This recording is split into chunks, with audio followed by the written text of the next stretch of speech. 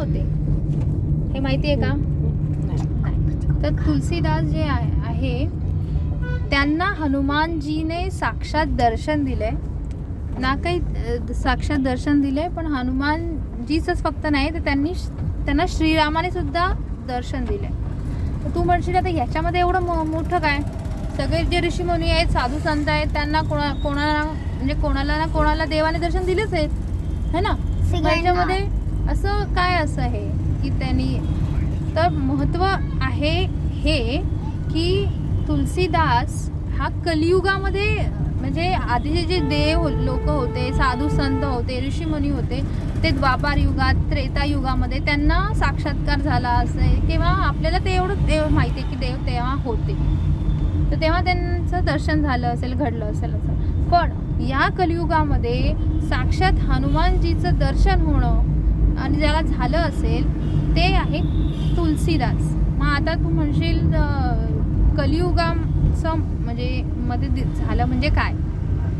याचा अर्थ असा की जसं तुलसीदासला हनुमानजीचं दर्शन झालं, हनुमानजीची प्रचिती आली आणि त्यांच्यामुळे त्यांना श्रीरामाला भेटता आलं, तसं आपल्याला सुद्धा तो चान्स आहे. आणि हे खोटं नाही, हे मिथ्या नाही आहे. असं काही लोक म्हणतात की श्रीराम काल्पनिक होते, श्रीराम असे नव्हतेच किंवा ते देव होते, तर कशाला आपल्याला येतील भेटायला किंवा आपल्याला दर्शन कशाला देते हनुमानजी देवी. म्हणजे हे दुर्लभ आहे, म्हणजे आपली एवढी पावरच नाही आहे की आपली एवढं तप नाही आहे, तपस्या नाही की आपल्याला देव येतील भेटायला की पण हनुमानजी जे आहे ते चिरंजीवी आहे. ह्याच्यामध्ये स्कोप कसा येतो की आपण एक तर पहिली गोष्ट कलियुगामध्ये, दुसरी गोष्ट आपण पापी लोक, म्हणजे आपल्याकडून असंख्य पाप झालेले आपण असे लोक आहे. तसं असताना सुद्धा आपल्याला असा स्कोप आहे का की आपण शक्यता आहे का की आपल्याला देव भेटू शकतो किंवा देवाचं रक्षण संरक्षण आपल्याला प्राप्त होईल? तो हो, हे खरं आहे आणि हे होऊ शकतं. आणि ते जर झालं तर काय त्याचं बेनिफिट आहे ते पण मी तुला सांगते. तर पहिली तर तुला तुलसीदासचं महत्त्व सांगते की ते आणि त्याची स्टोरी सांगते की ते कुठल्या लाईफमधून आले.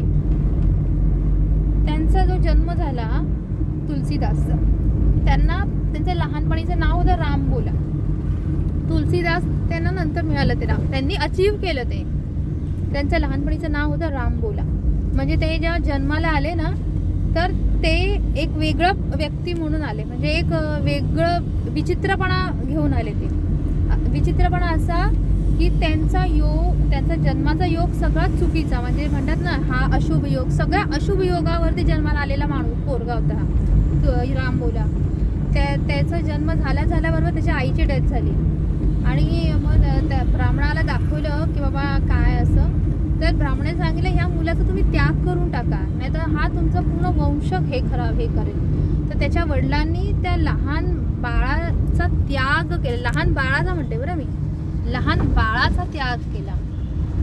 हां, म्हणजे असं म्हणजे जन्मतात. आणि जेव्हा त्यांना जन्म झाला ना तर ते थोडे एजड दिसत होते, त्यांना दात होते त्यांच्यामध्ये आलेले. आणि त्यांनी म्हणजे जन्माला आल्यानंतर काय शब्द बोलला असेल तर राम बोलले.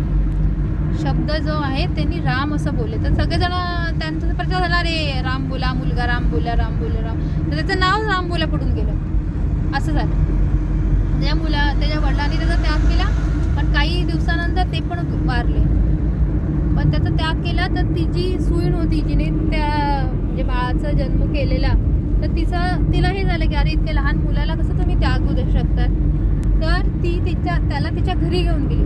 तिचा हजबंड म्हणत होता कशाला त्याला हे करते, तो मुलगा असा, त्याच्या स्वतःच्या घराण्याने त्याला ॲक्सेप्ट नाही केलं, तू कशाला त्याला म्हणजे पाळते वगैरे.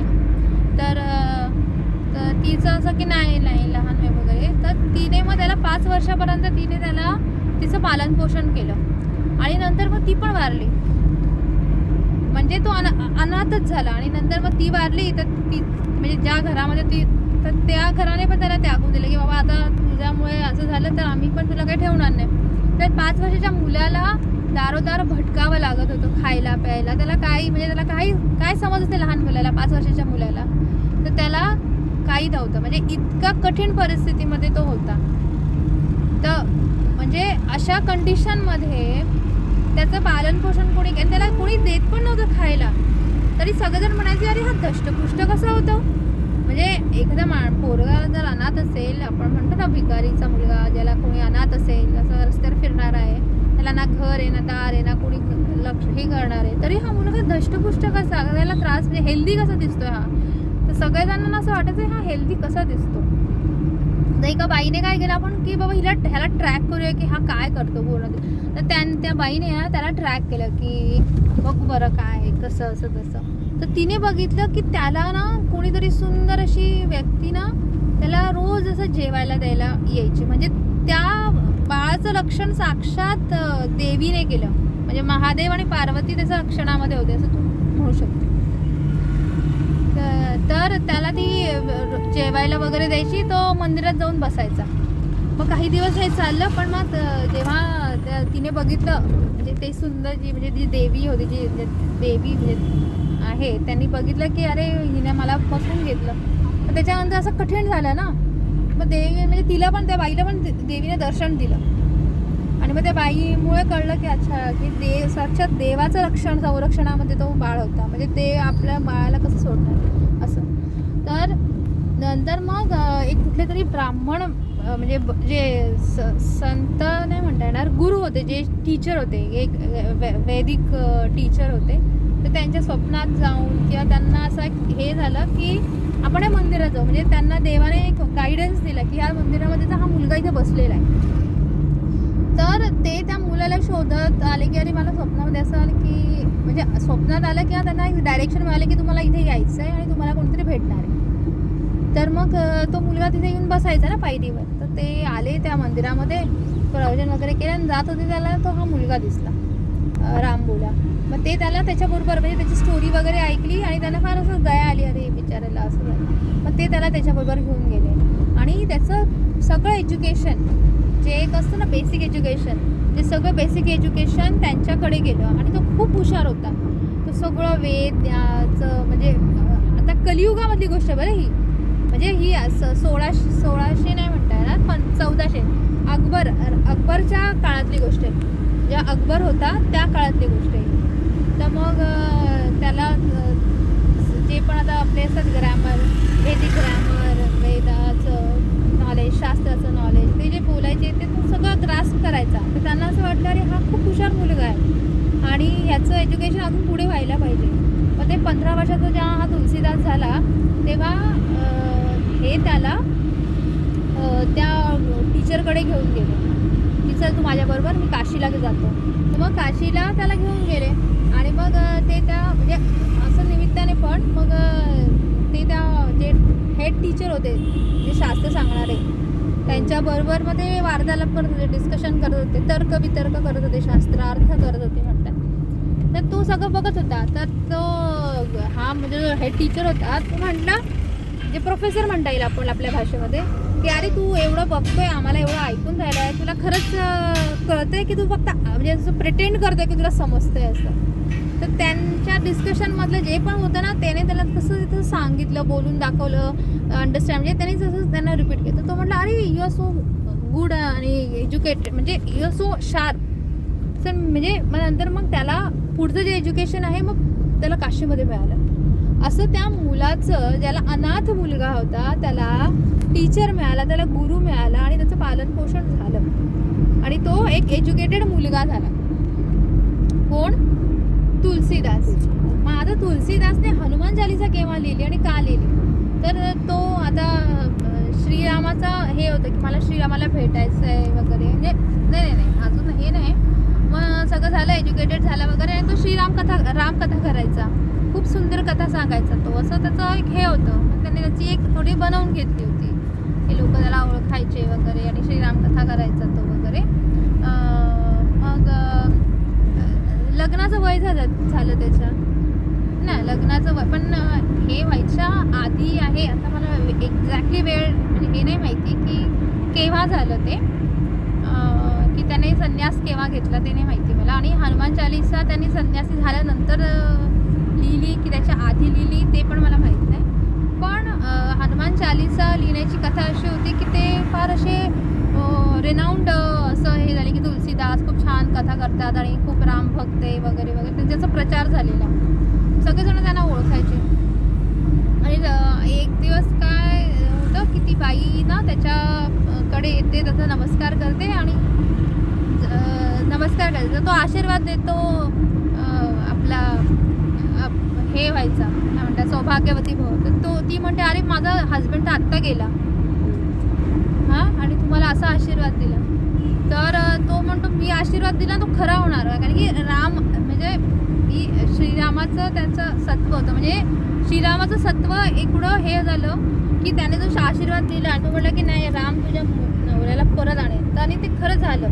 आणि काही क्षणामध्ये ते जो तिचा जो नवरा गेलेला होता तो परत आला. त्याला जीवनदान म्हणजे म्हणतात त्याला परत हे आले जीवदान. हां, जीवदान त्याला मिळालं किंवा त्याचं जीवन परत आलं. मग सगळीकडे पसरलं की अरे हा मेलेल्या माणसाला जिवंत करू शकतो. मेलेल्या माणसाला म्हणजे एवढा हा हे आहे की तो हां, म्हणजे त्याची पूर्ण असा पॉप्युलर होऊन गेला तो. मग ती पॉप्युलॅरिटी त्याला राजापर्यंत म्हणजे अकबरपर्यंत गेले की अरे हा माणूस असा आहे तसा आहे. मग अकबरला असं वाटलं अच्छा हा माणूस असा म्हणजे हा एवढा रामभक्त आहे आणि असं काहीतरी तो मेलेल्या माणसाला जिवंत करू शकतो. मग त्याला ना बुलावा पाठवतात.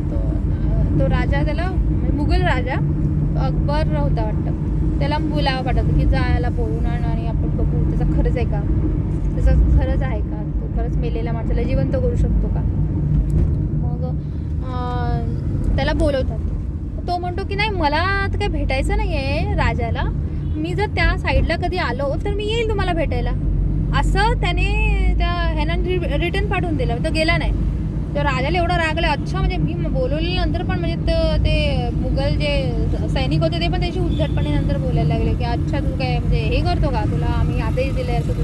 तर त्याला जबरदस्ती घेऊन जातात, ते बंदी बांधून घेऊन जातात. आणि मग त्याला तो राजा म्हणतो का तू काय एवढा असं तर हे समजतो का, चल तू काय करून दाखवतो, तू कसं काय मेलेल्या माणसाला जिवंत करून दाखव, चल दाखव आम्हाला तुझी ती कला. तो म्हणतो की मी काय कोणाच्या समोर पहिला झुकत नाही आणि मी ही काय माझं कला वगैरे नाही आहे, हे माझं हे देवाचं सत्व आहे. आणि जो मी देवाचा भक्त आहे आणि त्या भक्तीचं त्या देवाचं सत्व आहे की हे झालं, हे मी काय केलेलं नाही. हां, हे मी नाही काय केलं आहे, हे देवाची इच्छा असेल आणि हे असेल तर झालं.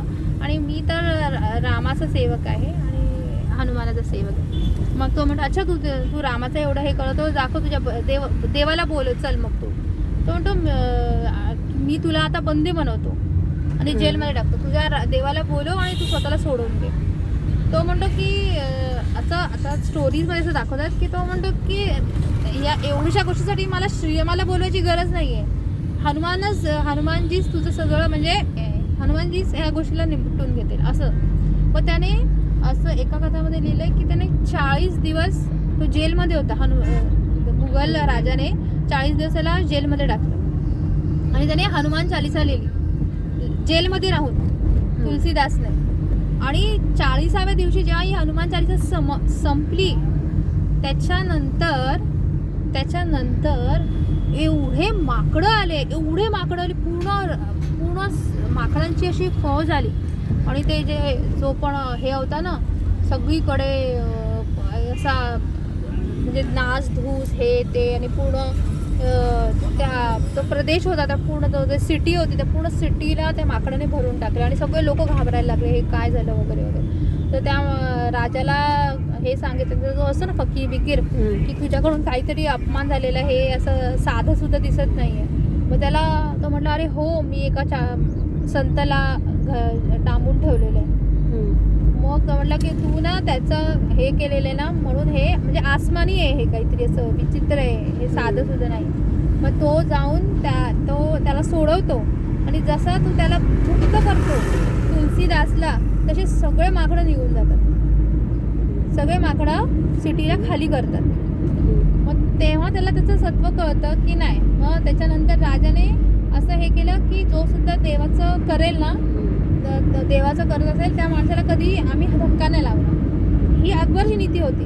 पण अकबर गेल्यानंतर मग औरंगजेब वगैरे आला त्यांनी तर मग त्रासच दिला सगळ्यांना है ना. तर हे असं झालं. तर त्याला त्या देवाचं सत्व म्हणजे हनुमानजीचं सत्व पटलं. हां, तर याचा अर्थ काय की हनुमानजीने साक्षात त्यांना म्हणजे हे सगळं दर्शनच दिलं